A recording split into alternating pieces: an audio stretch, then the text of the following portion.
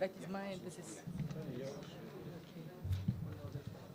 is Commissioner Kristalina Georgieva, who is the Commissioner. Jako dobro znamo ovakve situacije, snažni smo, zajedno možemo izdržati.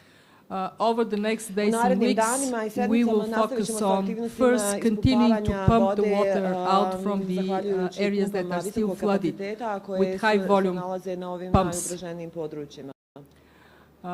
This also includes fixing a broken wall on a dam up north on the Sava River by dropping from helicopters big cement blocks so we can prevent further flooding.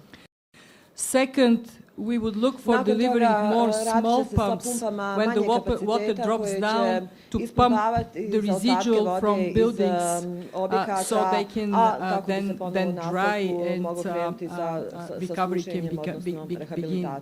But we also are starting the second humanitarian phase, assisting the affected population.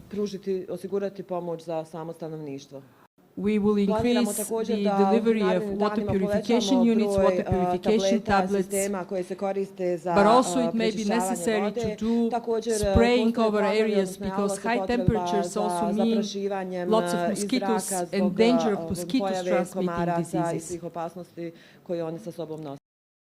And then we need dryers for the buildings that have been flooded. We need generators where there is no electricity. We need food, water, mattresses, blankets for people that are evacuated. And we will be funding the Red Cross, Red Crescent to do some of this work.